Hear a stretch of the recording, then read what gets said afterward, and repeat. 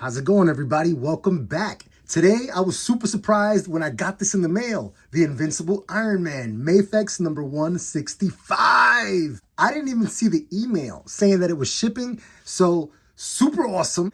Immediately, we've got a ton of hands all over the place. 1, 2, 3, 4, 5, 6. 7 pairs of hands, and I think there's an additional pair of feet or something in there. So we'll check that out. We've got effects. We've got the super ginormous gun that I don't know the exact name of. Nice little look at the side. Other side. That's awesome, man. I'm fired up. All right. Let's check out the Invincible Iron Man. You know, and I like to see toys on the package, so I like to share that with you guys. This is an additional pair of feet. Very awesome, some blast effects. We've got the stand. We've got this stuff. And so this is instructions, very nice on how to put things on and stuff. A look inside of the package behind the clam, and it says, "The weapon he stole from me is the answer." Let's check them out. Mafex figures come with this plastic in between various joint connections. So I just wanted to share that if you're new to Mafex and you really just pull them out, you know. I try to be gentle so I don't pull on the joint, you know, but then I kind of like work around it.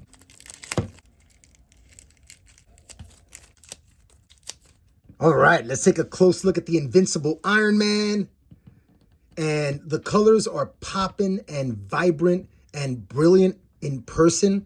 The gloss on him is really, really smooth all throughout. Like I'm looking for some of that whirlpooling that you can sometimes see on paint or on other figures that have some gloss.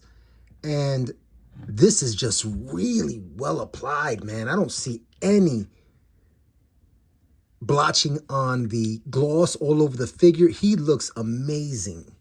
Absolutely amazing. Very, very cool. Wow. I mean, then there's also like a wash. Not sure if you can see it clearly here, but you can see the flesh tone, the white of his eyes, the blue of his eyes, his eyelids, inside of the faceplate of the armor. So cool, man. These side armor pieces articulate. Very, very cool. Put them right back down. So cool, man. So cool in hand. Let's get him in a nice little stance. And let's jump right into the meat and potatoes, because everybody likes meat and potatoes, unless, of course, they don't like meat and potatoes, in which case, let's jump into like a salad bowl. I'm down with some salads. And let's bring out our Marvel Legends Invincible Iron Man. And look real quick at a side-by-side. Our armor pieces here on the side of our Marvel Legends do not articulate. But otherwise, point for point, the armor is designed and stylized pretty much identical. Also, here they took artistic license to make it look as if it were glowing. And here we don't have paint applications or translucent clear plastic. But otherwise, point for point, they are very, very identical figs. So, so cool, man.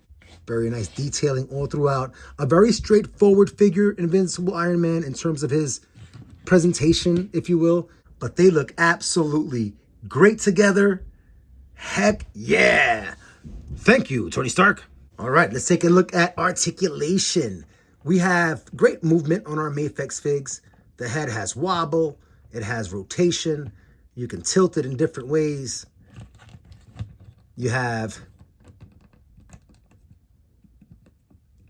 okay range down with the face because the armor plate is hitting this collar piece on the armor. So just a little note on that. You get some really nice range upward, and with the ab crunch and the waist, wow, your Iron Man is definitely looking forward while he's flying. Really nice. Really, really nice. Coming right at you. You've got great tilt between the waist and the upper diaphragm cut.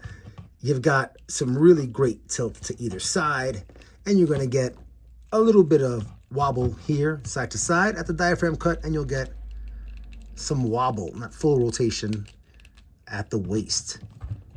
At the shoulders, we have our butterfly joints that give you this amazing range forward. And now you're thinking, what's that about? That's for those blaster poses. I mean, that is just some mean articulation. This piece here at the shoulder that is coming out for that extension does not rotate, so don't force it. You do have rotation at the shoulders. You have rotation at the bicep. You have your double jointed elbow. No rotation at the forearm, and you do have your rotation universal ball joint here at the wrists. Very nice. The outstanding split, which automatically triggers those hip pads to lift. We also saw that we have drop down hips. Really nice. You've got that great wobble in that hip. And this figure feels, I mean, you got the little clank sound, but he feels so sturdy. He feels so sturdy. We have awesome double jointed knees, and you've got some pretty decent toe down, and you've got some really nice up toe. Look at that there. Really cool. All right, jumping right into accessories. This thing is a beast, and I wouldn't want to get blasted with this thing. It looks like something out of Capcom versus, whatchamacallit, Marvel versus Capcom. And you know what? Matter of fact, is this the gun in Marvel versus Capcom? I haven't played that game in so long, man. Is there a name to this? If anybody knows the name of this cannon, please let me know. If it's in Marvel versus Capcom, can you please let me know? I don't even know if I have that game anymore. But anyway, it looks really cool. It's not solid at all, but it doesn't feel flimsy or cheap. And you have to use a stand for this weapon because it is kind of heavy and it would pull his arm down. So the way that you attach this to an arm or a hand is you have to disconnect some of these pieces and you just pull them right out like so. And in particular, this piece, you have to attach the right or left hand onto the hand, and then you attach the hand onto your Iron Man. If you look at the size of the figure, 6.5 inches, this is a massive gun. So heck yeah. All right, so we've seen the weapon gripping hands, and now we have the blast effect hands, which have these accessories like that. And we will be checking this out.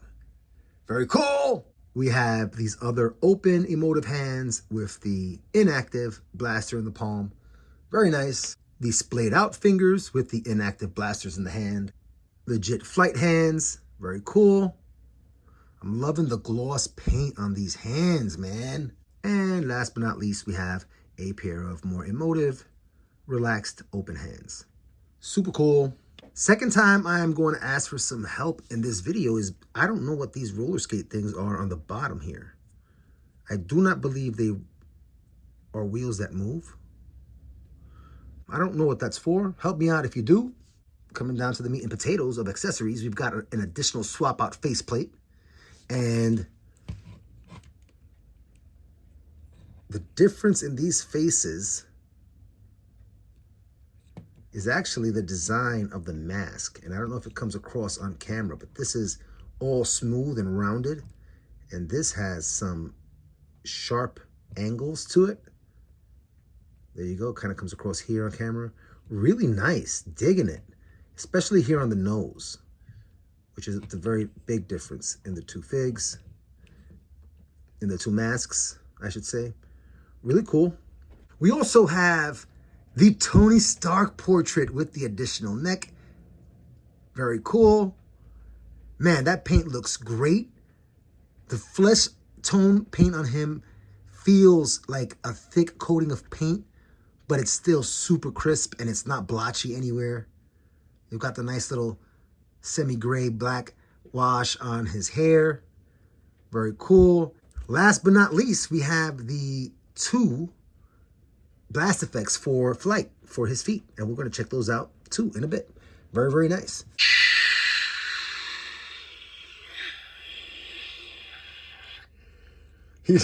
I'm not just doing that for the video, man. I do that when I check out my action figures when I'm alone. So as you can see, these things pretty much are free floaty. They're not ratcheted at all. So they will move on you as you're articulated about. This one is a little bit more stuck. But he looks great, man. The effects, as you can see, they kind of like peg in pretty strong, at least here at the feet. And he looks great. He looks absolutely great. Flying on his way. I'll give you a look at how the faceplates swap out. So you just pull that off. And now he looks almost like a red ninja. Oh yeah, a weird red ninja. This piece also comes out, and there is a small black piece that we can insert if we want to not have the eyes exposed. The other faceplate then just pops right on. Like that, and you see you've got a more geometric look. Really cool. Nice little side pose of him kind of like evading maybe a shot or a blast, but also firing back. Very, very nice. I'm digging that, man. He feels absolutely great in hand. Absolutely great. So strong and sturdy in his different joints.